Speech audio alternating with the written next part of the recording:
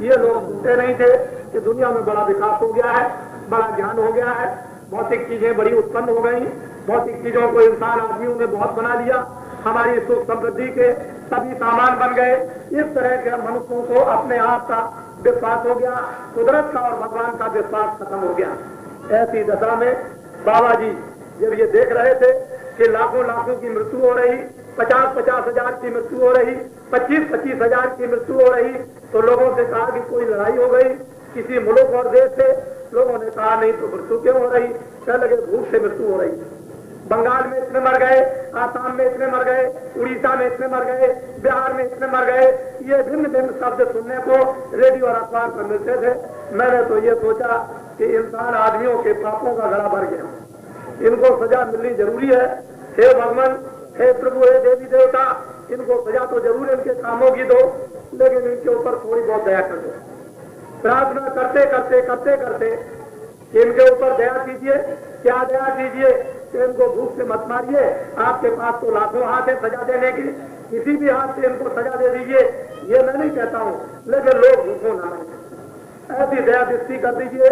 प्रार्थना करते करते बहुत दिनों के बाद एक सुबह स्वप्न हुआ कि जो तुमने प्रार्थना की है तो मंजूर स्वीकार हो सकती है, लेकिन इसमें मेहनत करनी पड़ेगी।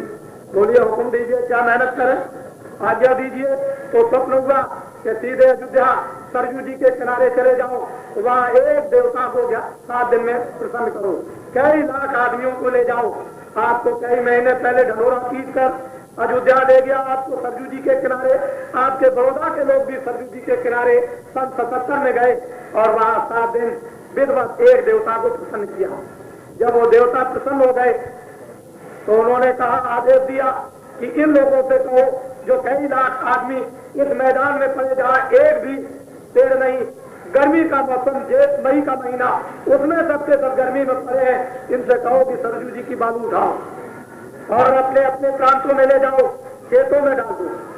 इस खेत की डाली हुई बालू का असर 10 मील तक बराबर जाएगा और अब की बार गन्ना इतना और चावल पैदा होगा जो 30 साल में नहीं हुआ। लोगों को बालू उठवाई और प्रांत प्रांत में भेज दिया और इतना गन्ना और चावल उसके बाद वर्षा होगी, गन्ना बाद में बढ़ेगा, फैक्ट्रियां बाद में ये चीनी बनाने वाली चलेंगी और चावल बाद में लगेगा, बाद में काटा जाएगा। लेकिन इतना चावल और चीनी इतनी हुई भारतवर्ष में जो 30 वर्ष में नहीं हुई। ढंढोरा पीट करके आपको बताया गया। फिर दूसरा स्वप्न हुआ कि अभी जनता जनार्दन इंसान आदमियों के लिए और मेहनत करनी पड़ेगी। सीधे गुजरात में जाओ, अहमदाबाद शहर में 33 करोड़ देवताओं को बुलाओ और करोड़ों नर नारियों का संगम लगाओ और 11 दिन तक देवताओं को प्रसन्न करो। यदि देवता प्रसन्न हो जाएंगे तो किसानों के खेतों में इतना अनाज पैदा होगा जो 30 साल में नहीं था।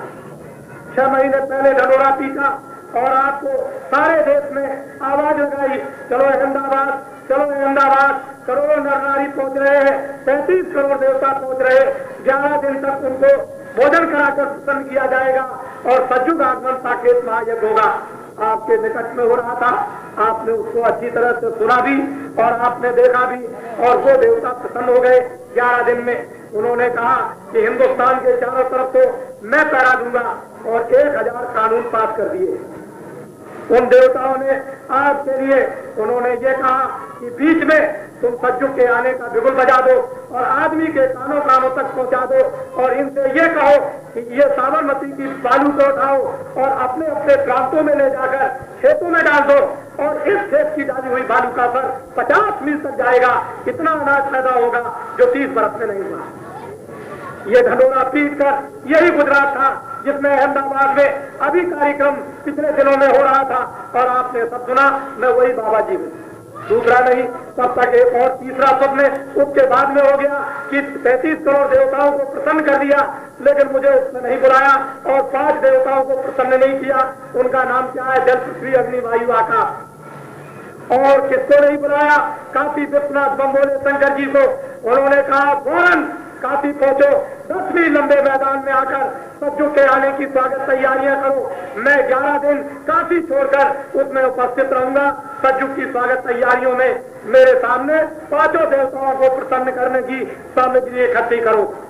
10 महीने पहले ढंढोरा पीटा, चलो काशी, चलो काशी, चलो जी चलो काशी। 2 करोड़ नर नारी पहुंच रहे, चलो काशी, चलो काशी।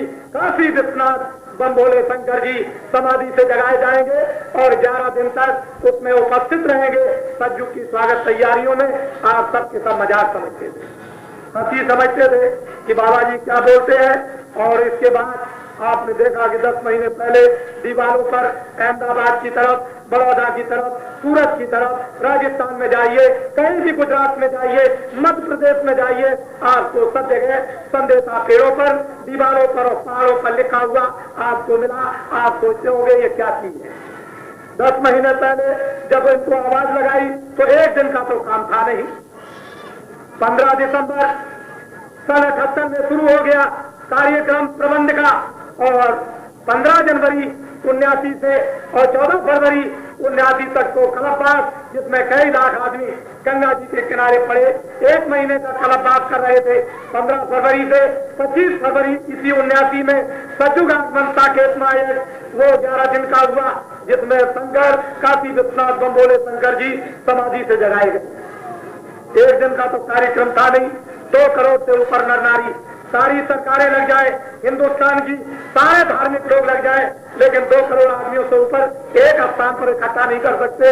2 करोड़ से ऊपर अखबार और रेडियो में कुछ समाचार नहीं आए। ये बड़े आश्चर्य की बात हिंदुस्तान में कि इतना बड़ा देश के अंदर कार्यक्रम हो रहा हो और रेडियो और अखबार पर नहीं निकला। लेकिन आपको आश्चर्य होगा कि 1.5 मील से नारियां बच्चे सिरों पर मट्टी लाकर 20 किलोमीटर की सड़कें बनाई, जिस पर पैदल साइकिल बालू पर नहीं चल सकती है, उस पर उन्होंने सड़कें बनाई और भरे हुए ट्रक उसी सड़क पर जाते थे। ये कोई खेल और तमाशा तो नहीं था।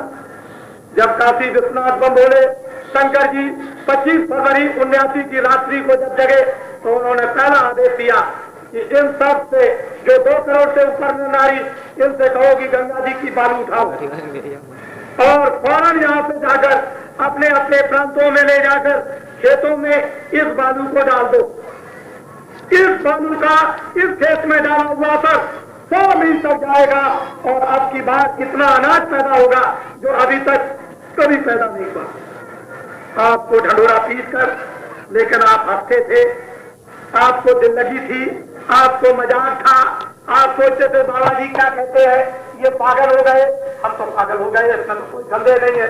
आपके लिए तो हम पागल है। अरे माँ बाप तो वो होता है जो बच्चों के लिए दीवाना रहता है, बच्चों के लिए पागल रहता है। चोरी करके, डकैती डालकर, धोखाधड़ी करके कहीं न कहीं से कमा करके तुम्हारा पेट भरता है तो बाप तो माँ तो पागल है ही, इसमें तो कोई संदेह नहीं। ऋषि मुनि महात्मा साधु संत फकीर और औलिया भारत में आए, ये तो आपके लिए पागल रहे ही।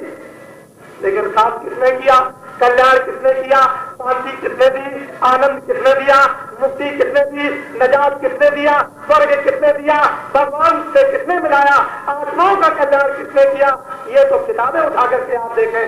लेकिन उस समय पर सब लोग हंसी कर रहे थे बिना सरकारी मदद के। 2 करोड़ से ऊपर नर नारी काशी के गंगा तट पर जब 25 रात्रि को शिव जी समाधि से जब जगाए गए तो उनसे कहा हाथ जोड़कर कि आपको काशी करोड़ों नर नारी पहुंचाए। क्या लगे नहीं, मैं काशी में नहीं जाऊंगा, मैं तो जो प्रांतों से ये 2 करोड़ से ऊपर भक्त आए हैं इनके साथ 2 बरस के लिए काशी छोड़ के चला जाऊंगा। 2 बरस के लिए काशी छोड़कर काशी विश्वनाथ बम भोले शंकर जी यानी काशी छोड़कर और भक्तों के साथ प्रांतों में रवाना हो गए।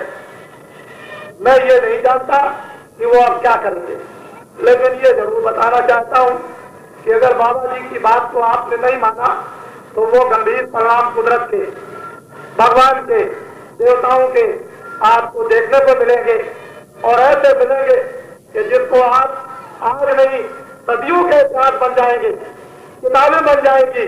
जैसे 18 दिन महाभारत के युद्ध का वो एक ऐसा बन गया इतिहास, वो 56 करोड़ यशवंशियों का इतिहास, रावण की लंका जलाने का इतिहास, अन्य लोगों का इतिहास बन गया। ऐसा ही अगर आप इतिहास के साथ करना चाहते हैं तो भी आपको देखने को मिल जाएगा। बाबा जी ये चाहते हैं कुछ नहीं, बाबा जी हिंदू हो, मुसलमान हो, ईसाई हो, कोई भी हो, सबको भोजन सबको कपड़ा, सबको मकान, बाबा जी की कामना मानव मात्र के लिए इस तरह की है कि कोई भूखा न रहे, कोई नंगा न रहे, कोई मकान विहीन न रहे, सबको आराम से मिले, सब लोग दिन में काम करें, शाम को बच्चों की सेवा करें, आधा घंटा 20 मिनट बैठकर घर में भगवान का सच्चा भजन करें, तो आपको क्या होगा? बरकत। काम कम खेती में करो और अनाज सब्जी ज्यादा लो। काम दुकान पर कम करो, मुनाफा ज्यादा लो। काम दफ्तर में कम करो, आपको निरोग और आपके बाल बच्चे